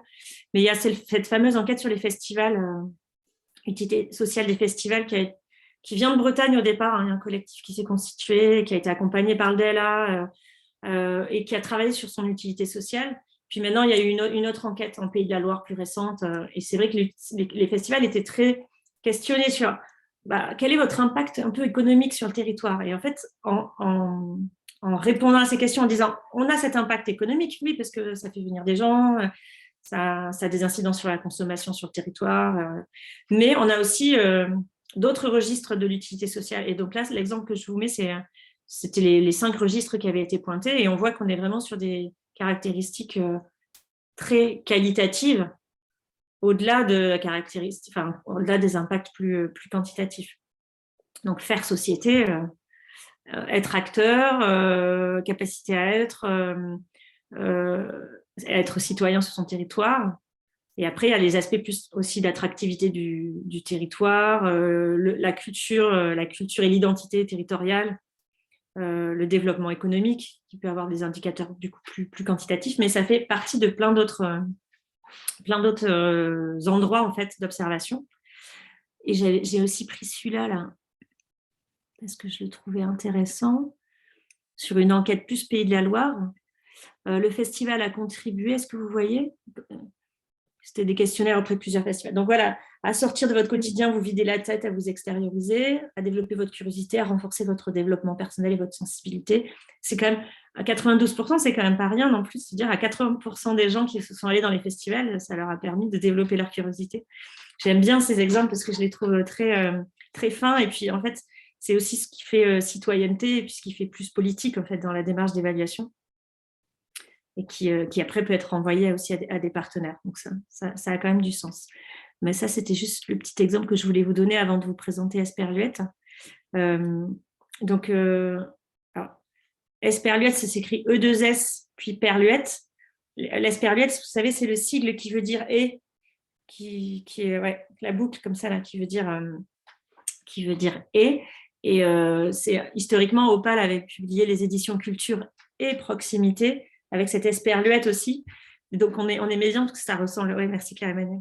Ça ressemble aussi pas mal à ce qu'est Opale, à un endroit de croisement de pas mal d'acteurs aussi. Donc, on a repris ça pour appeler l'outil esperluette. Mais à l'origine, la réflexion, elle est vieille, en fait. Elle date de 2006, notamment avec l'UFISC, le travail qu'ils ont mené sur la déclaration des initiatives artistiques et culturelles de l'économie solidaire. On ne parlait pas de ESS tout à fait encore, on parlait d'économie solidaire. Donc, c'était une déclaration des acteurs artistiques pour dire oui, je fais partie des... Alors, je ne sais pas si tu as mis le lien, Bérénice. Je fais partie de l'ESS. Et donc, ça, notre souci, c'était que les gens puissent se repérer de manière vraiment sur les pratiques, comme je disais. Donc, il y a eu un questionnaire qui a circulé, les gens ont répondu, ils ont signé, et ça, c'était en parallèle à la rédaction du manifeste pour une autre économie des arts et de la culture qui a été rédigé par le fisc et ses partenaires et ses adhérents, en fait, à cette époque-là. Quelques années plus tard, du coup, en 2018, on a voulu en faire une version plus numérique, un peu plus pratique, puisque c'était un document papier presque, je crois qu'il avait circulé, et puis Excel, on avait fait des petits traitements. Et puis, on a vraiment voulu garder cet esprit qui était la logique de démarche de progrès. C'est-à-dire que l'idée, ce n'est pas que les gens disent qu'ils font tout super bien, mais que chacun puisse auto-évaluer où ils en sont par rapport à leur pratique et est-ce qu'ils sont pas aussi en train d'essayer d'améliorer petit à petit, par petits bouts, leur fonctionnement. Donc, c'était de ne pas avoir une posture trop dogmatique aussi de la part d'Opale, mais plutôt de donner un petit outil et, pour que les gens puissent se faire un autoportrait de leur situation. Donc, ce n'est pas vraiment une évaluation, c'est en ça que c'est un peu décalé par rapport à ça. Mais c'est une auto-perception, un miroir de sa propre situation. Donc, c'est assez simple. On y répond il y a 6 parties en fonction des différentes catégories d'acteurs autour de la structure. Et on y répond en disant qu'on est attentif à ce point-là, on y attache de l'importance, mais les actions sont limitées. C'est un point qui reste à développer ou ce n'est pas dans nos priorités. Et je vais vous donner peut-être quelques exemples en partageant mon écran. On s'est inspiré aussi de différents outils. Il y avait Evalumip qui était l'outil d'évaluation et des marges de progrès par l'ADPES. C'est ça Oui, l'ADPES Metz Occitanie et qu'on utilise encore, mais on le présentera un peu plus tardivement dans les webinaires pour l'instant. Et c'est vrai qu'il a inspiré Esperluette et nous continuons à l'utiliser. Et c'est une démarche accompagnée en fait. Tout à fait, c'est ça qui est intéressant. Voilà, c'est une démarche accompagnée, c'est pratiquement une démarche d'éducation populaire. Tout à fait. Complètement. Et puis après, il y a les travaux aussi sur l'innovation sociale de l'Institut Gaudin qui nous paraissaient aussi intéressants. Il y a un guide de pratique, un guide d'auto-évaluation de la Fondation Carasso, notamment sur l'impact social des projets art et territoire. Alors, il y a plein de questions, chacun peut trouver un peu sa sauce, mais en fait, c'est des outils qui permettent de mettre en discussion. Et Esperluette, souvent, on nous a fait des retours en disant qu'ils l'ont utilisé dans le cadre d'un CA, sur des temps de réunion d'équipe. Parce qu'en fait, ça met en discussion, ça permet de re-questionner son projet sur les valeurs et ce qui fait sens, ce qui fait cohérence. Je vous propose de partager du coup mon écran et vous montrer à quoi ça ressemble. En re-regardant, je me suis dit qu'on n'avait pas mis à jour les logos. Ce n'est pas très grave. Donc, c'est 25 questions. Et on a donc à chaque question un degré de couleur en fonction de comment on se positionne. Et pour vous donner un exemple, je vais le faire rapidement parce que sinon, la proposition 1 à laquelle on doit répondre, c'est est-ce que la structure accueille les personnes dans des contextes favorisant la rencontre et l'échange entre les personnes, comme entre les publics et les artistes, par exemple. Donc on peut dire, alors oui, on est très attentif à ce point, ou on y attache de l'importance, mais nos actions sont encore limitées. Et puis, permettre aux personnes impliquées dans les projets de choisir et d'agir en fonction de leurs valeurs, dans le respect de leur identité culturelle, plus largement prêter attention à l'expression des diversités culturelles. Donc, on est vraiment quand même plutôt sur des questionnements aux acteurs culturels, mais là, c'est le respect de la pratique en amateur, sensibiliser les publics sur les pratiques d'économie solidaire, la manière dont on les retrouve dans les différentes activités. Est-ce qu'on fait preuve de solidarité ? Est-ce qu'on fonctionne un peu comme le commerce équitable en respectant les différents intermédiaires ? Enfin, voilà, c'est ce type de questions. Est-ce qu'on conçoit et construit avec les populations qui peuvent contribuer à différentes étapes ? Les artistes aussi, est-ce qu'ils sont rémunérés ? Tant mieux, mais à leur juste intervention dans le secteur culturel, c'est pas si bizarre de questionner ça. On a intégré des éléments, je pense, aussi sur l'égalité homme-femme, les différences culturelles, et donc c'était plutôt en référence aux droits culturels aussi. Les principes du commerce équitable, comme je l'évoquais, pour tendre à une économie plus équitable. C'est vraiment très, très simple. Vous me dites si je vais trop vite, mais je pense que ça ne vaut pas le coup que je développe. Mais au sein de la structure et de son équipe, associés, bénévoles et salariés à la redéfinition du projet. Trouver l'équilibre entre la mainmise des élus ou les responsables sur l'avenir et la mainmise des salariés sur l'avenir du projet. On est d'accord qu'on peut y répondre tout seul dans son coin en disant oui, moi, mon asso, ça marche. Mais ce qui est intéressant, c'est de le discuter de temps en temps avec ses partenaires ou en interne entre bénévoles et pour créer du débat. Limiter les trop grands écarts de rémunération, favoriser l'évolution des compétences de chacun, les modes d'organisation en équipe pour la transparence des processus de décision. Enfin, voilà, on a vraiment essayé de tout mettre. Et d'ailleurs, vous pourriez vous le tester et nous faire des retours sur ce qui manque. Il n'est pas parfait. C'était pas simple à refaire. La question, là, vous voyez en bas, on peut aller sur les différentes parties du questionnaire. Il y a le territoire, les partenaires extérieurs et les partenaires extérieurs du territoire, je crois. Est-ce que tu peux revenir au-dessus ? Parce que j'ai vu marquer capital symbolique. Donc, je voulais savoir voilà, qu'est-ce que ça voulait dire pour vous Je pense que c'est l'ensemble des valeurs, effectivement, qui sont raccrochées à un projet associatif, par exemple. La place que ce projet-là peut avoir auprès de différents partenaires ou différents acteurs. L'exemple d'Opal, Opal a un capital symbolique, probablement, qui n'est pas anodin. Et donc, cette transmission de ce capital symbolique, qui s'est posée quand Bruno, un des fondateurs aussi, est parti, eh ben, est-ce qu'on l'a anticipé en se disant qu'il fallait quand même essayer de le conserver et de bien le partager? C'est ça. C'est vraiment, tu vois, quand il y a des fondateurs aussi qui sont très, très présents, qui ont positionné la structure dans un réseau de partenaires localement, ça paraît important que ce capital de sympathie, par exemple, que la personne peut avoir avec d'autres partenaires, il soit anticipé s'il y a un besoin de transmission à plus long terme. Je vais finir pour que vous voyez un peu le résultat. Je vais cocher au hasard. Pour que vous voyez à quoi ça ressemble après.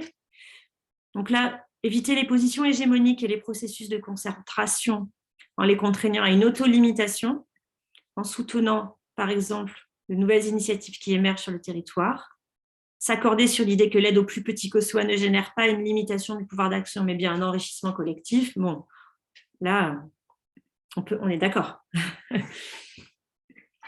Mais c'était vraiment ce qu'on disait dans l'idée, c'est qu'il y a des valeurs, mais en fait, ça peut se traduire par une attention dans le travail quotidien, en fait. C'est-à-dire que, oui, effectivement, moi, je me rends compte que je suis en train de capter les financements publics pour, je ne sais pas, le festival ou la fête de la musique.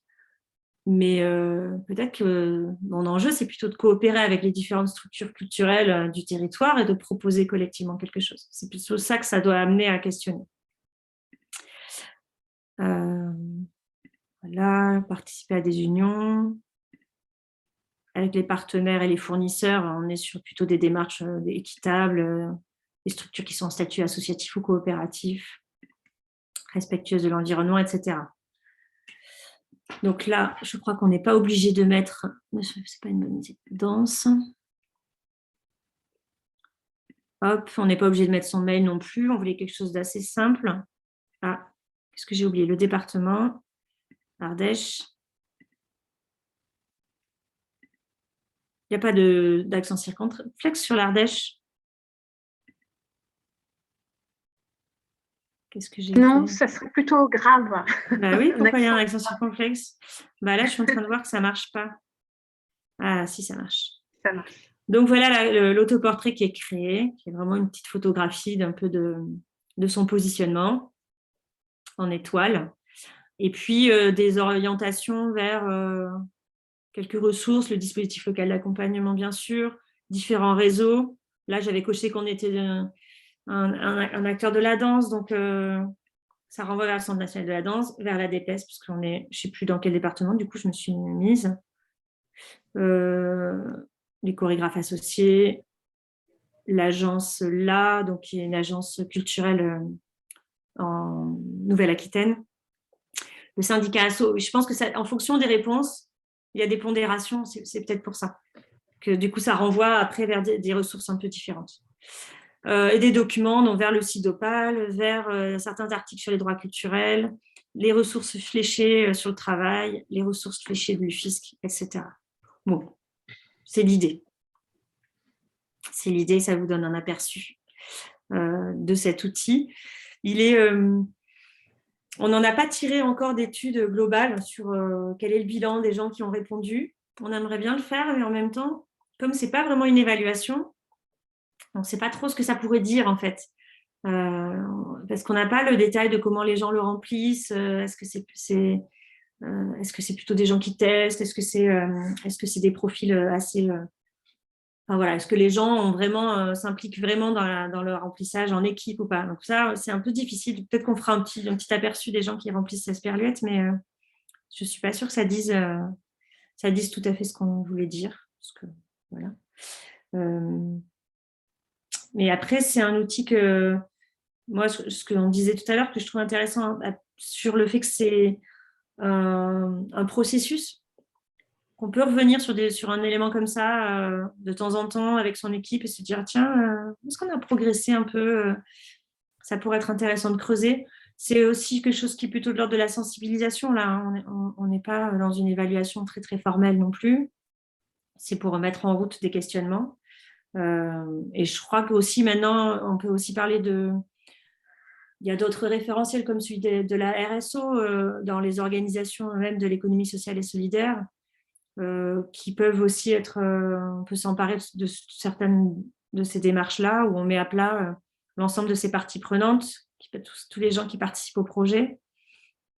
Et on va questionner comment on travaille avec eux, comment on développe nos activités, quel impact ça a. Et pour donner un exemple sur la RSO, que j'avais vu quelque chose qui avait été fait sur toujours les musiques actuelles.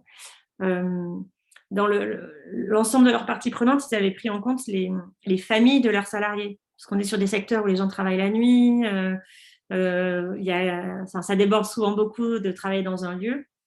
Les familles sont forcément impactées puisque ça nécessite, il y a des enjeux de garde, il y a des enjeux de vacances, etc.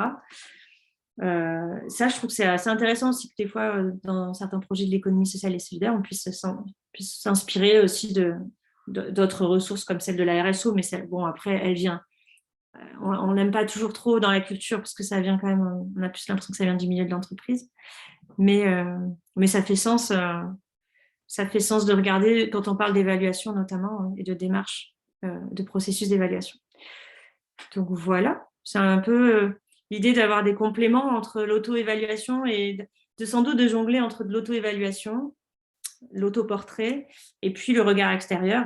Parce qu'en fait, de temps en temps, ce regard extérieur de l'accompagnateur, du consultant, de la tête de réseau, du consultant DLA, il peut renvoyer des choses, aider à construire de manière un peu plus objective des choses qui sont trop difficiles à quantifier ou à explorer en interne. Donc, je pense que c'est cet aller-retour-là qui est assez intéressant aussi à garder. Voilà, je ne sais pas si vous avez des questions. Justement, on va peut-être passer à des échanges. Merci Lucille. Alors, c'est vrai que je trouve que ce serait intéressant que vous ayez effectivement un retour sur l'outil que vous avez mis en œuvre et comment il est utilisé, à quel moment. Il est assez différent, je pense quand même, d'évaluer parce que nous, on est plutôt sur un accompagnement et des porteurs de projets et des créatures qui s'en saisissent. Et l'outil court qu'on a en ligne, en fait, on a une démarche qui est plus élaborée et plus. Il n'y a pas que l'outil court, quoi. Il y a aussi l'audit social, il y a aussi des temps de travail collectif avec les personnes qui sont en charge de la gouvernance des structures. Donc, c'est dans ce qui me semble qui est intéressant dans ce que tu présentes, c'est que on est en train, alors tu as dit c'est pas d'évaluation, mais si, c'est de l'évaluation. Je rappelle que le mot évaluation, c'est donner de la valeur, tout simplement. Donc, à quoi est-ce qu'on donne de la valeur? Vous avez défini un ensemble de questionnements qui sont spécifiques au domaine culturel pour lesquels vous pensez que c'est important je dirais, de questionner les structures. Et bien sûr, la question, c'est la sincérité. Par contre, ça diffère en effet d'une mesure qui est un autre exercice, mais qui se fait aussi dans le secteur culturel parce que les financements aussi obligent à mesurer, bien évidemment. Mais cela dit, cette question d'évaluation qui concerne les parties prenantes internes, voire externes, elle est tout à fait, me semble-t-il, pertinente. Donc, du coup, j'aimerais bien voir déjà si toi, Lucille, tu as une réaction sur ce qui a été présenté. Mais alors, il y a une personne qui part, je ne sais plus laquelle, mais il y a une personne qui est arrivée. Donc, je crois qu'il y a une personne qui s'appelle Nadine qui est arrivée. C'est ça, me semble-t-il. J'ai vu quelqu'un arriver qui s'appelait Nadine. Voilà. Est-ce que toi, tu as des questions? Oui, c'est Cécile qui s'en va, mais à très vite, Cécile. Il y a 2 autres webinaires, donc jeudi et vendredi, et on continuera au mois de janvier, et on va créer une sorte d'espace numérique où on va entreposer un peu les ressources et les webinaires pour, je dirais, faire un peu culture commune et voilà, que les acteurs puissent s'appuyer sur des pratiques réelles et concrètes et du coup faire des connexions entre eux. Donc, Lucille, est-ce que tu as des questions à IES et est-ce que IES a des questions à Opal? Voilà, comment Non, moi, j'ai pas de questions précises. C'était déjà très, très complet. Ce que je trouve intéressant aussi dans la démarche, c'est que ça fait écho aussi à ça, c'est qu'il y a un aller-retour entre des choses qu'on co-construit en interne et puis quand même un appui avec un regard extérieur. Il y a la prise en compte de l'ensemble des parties prenantes, même s'il manquait les entreprises bénéficiaires dans le petit dessin. Tu disais qu'ils étaient évidemment aussi concernés. Donc, je trouve que c'est toute la globalité et la transversalité de la démarche qui est intéressante à considérer. Claire-Emmanuelle et Anne-Christine, ou Luciane, des commentaires sur ce qui vient d'être présenté? D'abord, merci Lucille de la présentation. Moi, je trouve que ce qui m'impressionne, c'est cette notion politique, en fait, le choix des questions qui est hyper ciblé avec un vrai positionnement politique. Et ça, je trouve ça très intéressant. Et pour l'instant, nous, on n'a pas abordé la question, notamment aux coopérateurs, ni aux entreprises d'ailleurs, sous cet angle-là. Je pense que c'est moins direct. Voilà. Et je trouve que c'est hyper important que ce soit aussi direct. Ce n'est pas forcément dans les pratiques d'IES, on le discutera en groupe de travail, mais ce n'est pas forcément dans les pratiques d'IES d'être aussi directement dans la question politique. Mais je trouve, notamment sur les accompagnements que je fais d'entreprises, ça me paraît hyper important de se questionner aussi franchement, et dans le domaine de la culture d'autant plus. Et ça fait le déroulé, ça fait écho à des expériences de culture dans les territoires, y compris très ruraux, où je trouve ça très, très intéressant de questionner la place de la culture. Ce que je ferais bien, en fait, c'est une déclinaison de l'esperluette en économie citoyenne. Voilà, donc à réfléchir. Merci. Je rends la parole.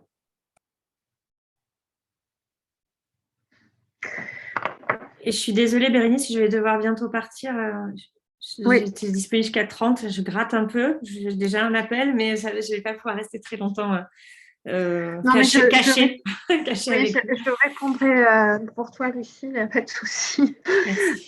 Merci en tout cas d'avoir participé. Merci à Luc aussi, Luc de l'Armina, d'avoir accepté de jouer le jeu, en lui souhaitant de bien se rétablir. Voilà, merci à toi et à très vite parce qu'on a beaucoup de choses à échanger en effet sur les questions d'évaluation. Oui. Donc, on poursuit le chemin.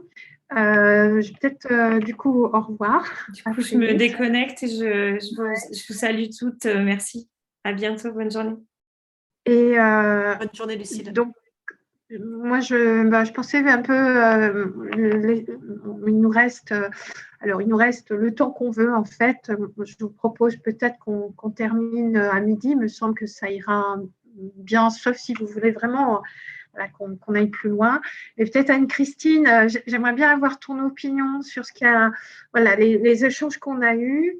Et puis on donnera la parole à Nadine P. Debos, qu'on ne connaît pas, mais qui s'est raccrochée, puis à Siane à la fin, si vous voulez bien. Moi, je ne vais pas parler là tout à fait de ce qu'on vient de dire, mais je vais plutôt reprendre la remarque que tu avais faite sur les indicateurs il y avait sur les indicateurs IIS qu'on avait choisis, et tu avais fait une remarque qui était intéressante, qui permettait de généraliser, enfin de remettre IIS dans le contexte un peu plus général de la finance solidaire. Oui, c'est ça.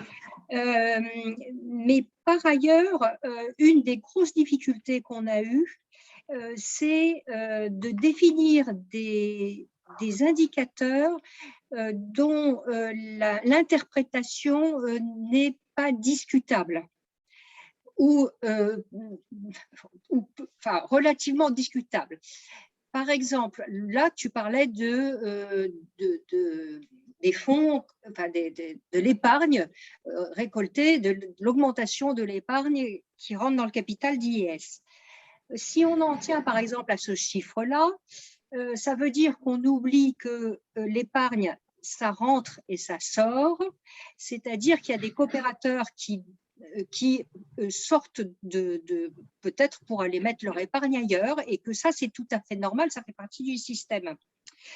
Et que donc, c'est vrai qu'il faut toujours souhaiter qu'il y ait plus de coopérateurs et d'épargne. Et il y a aussi un deuxième problème qui se greffe à ça, c'est que si nous avons trop de coopérateurs, ce qui n'est pas le cas à l'heure actuelle, mais si nous avons beaucoup d'épargne, ça veut dire qu'il faut placer cette épargne dans les entreprises. Et ça c'est un point qui a toujours été important pour IIS. Il doit y avoir un équilibre entre le nombre de coopérateurs bénévoles qui placent cet argent dans les entreprises et puis, pour ne pas avoir simplement de l'argent inutile sur un compte. Bon. Oui, voilà. Oui, donc, si tu veux, un indicateur peut ne pas donner une image suffisamment claire de la situation de l'entreprise. Voilà. Oui, tout à fait. Tout à fait. C'est très intéressant justement à essayer à creuser, pour avoir participé à quelques AG d'IES et CA, c'est vrai qu'à souvent, on s'est reposé la question je me souviens à un moment, on disait il faut absolument qu'on aille alors je ne sais plus si c'était 2, 3, 4 millions, etc., d'investis, quoi. Et c'est vrai qu'à chaque fois, on bute sur la question des moyens derrière, humains, qui vont pouvoir gérer cela. Et effectivement, ça ne doit pas être de l'argent qui dort.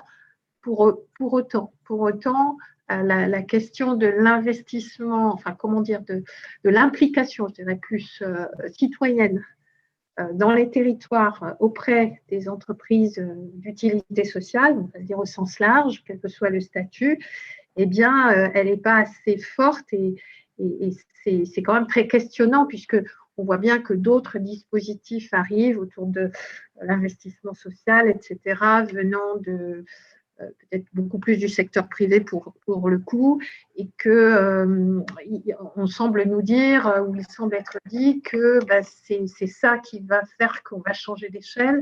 Or, j'aurais tendance à penser que c'est l'implication citoyenne, je dirais, au ras des territoires qui fait qu'on change de système vraiment et qu'on transforme l'économie.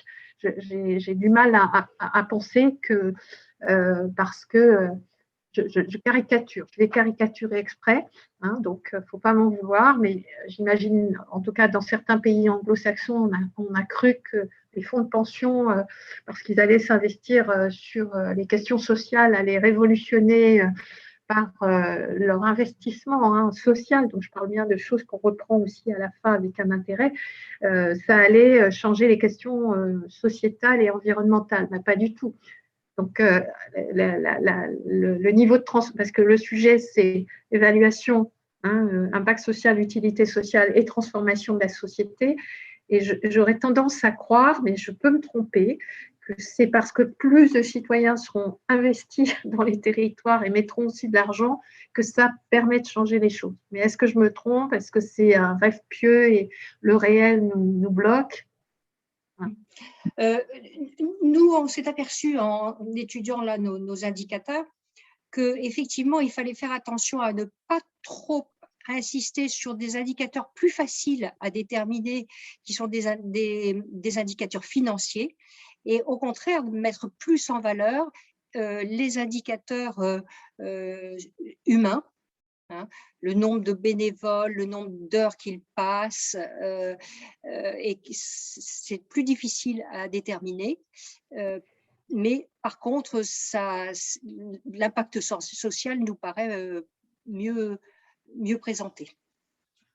D'accord, très bien, merci.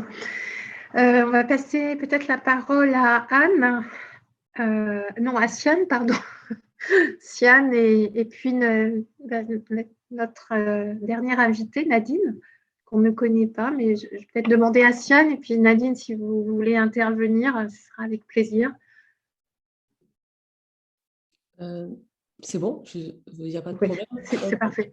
Non, moi, je voulais remercier les présentations, c'était très intéressant de voir concrètement, en fait, l'évaluation de l'utilité sociale.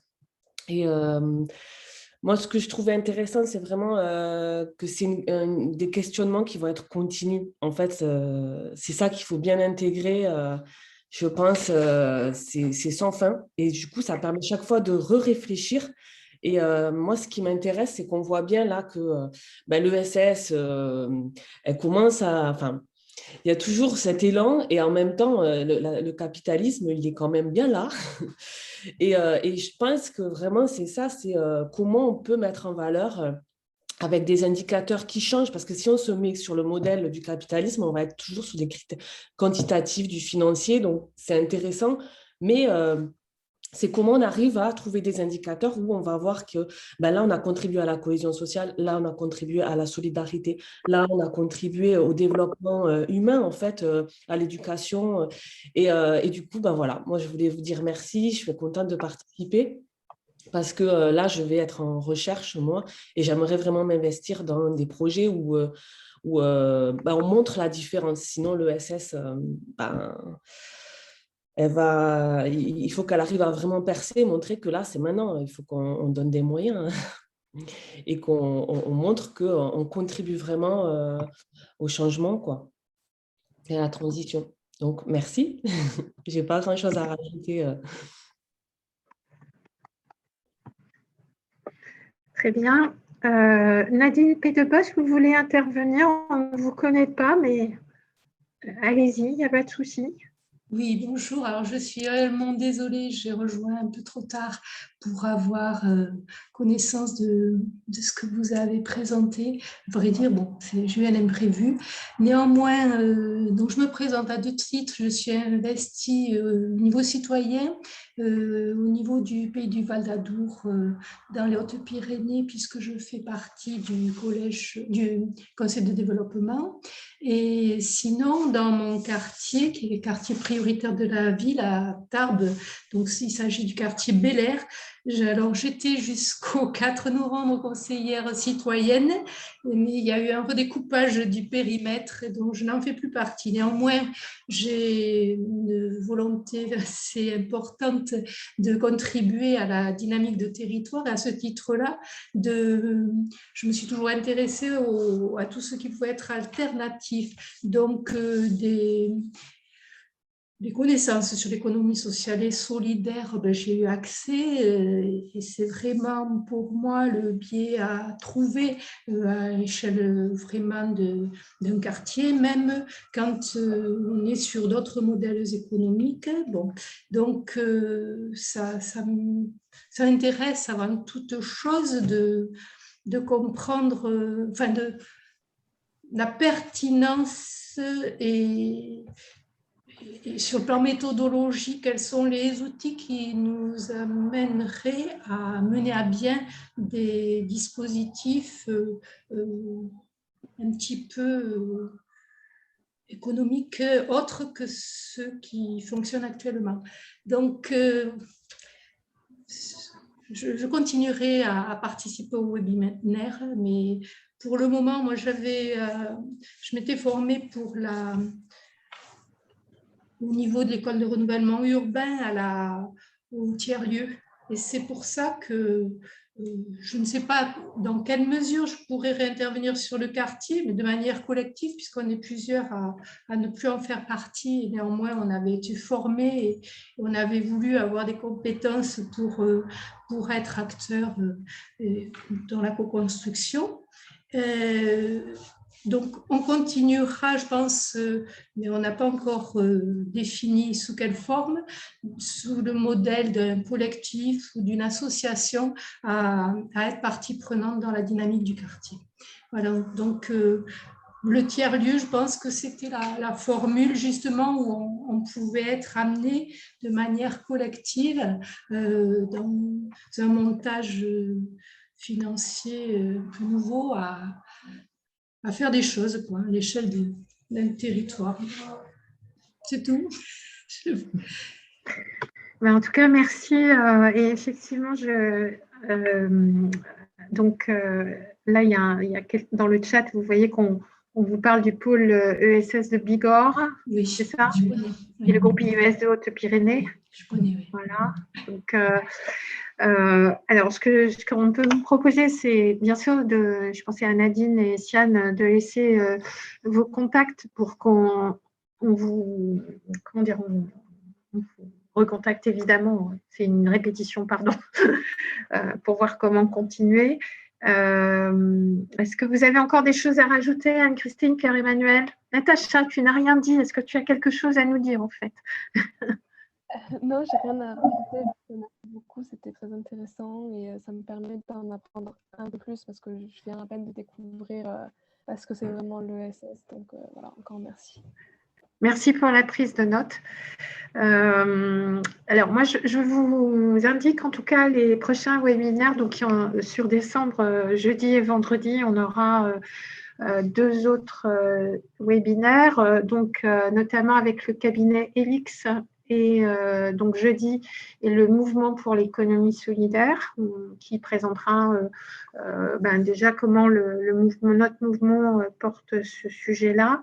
Et je pense que ça sera intéressant cette interaction entre un cabinet très, très réputé sur les questions d'évaluation d'impact social et puis notre mouvement qui est un réseau aussi d'acteurs et de citoyens de l'économie solidaire.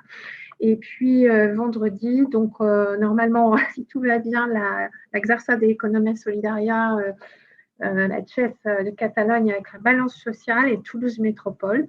Et je pense que nous continuons. Moi, je voulais vraiment vous remercier parce que ça me donne encore plus envie de continuer. J'ai trouvé ça très passionnant.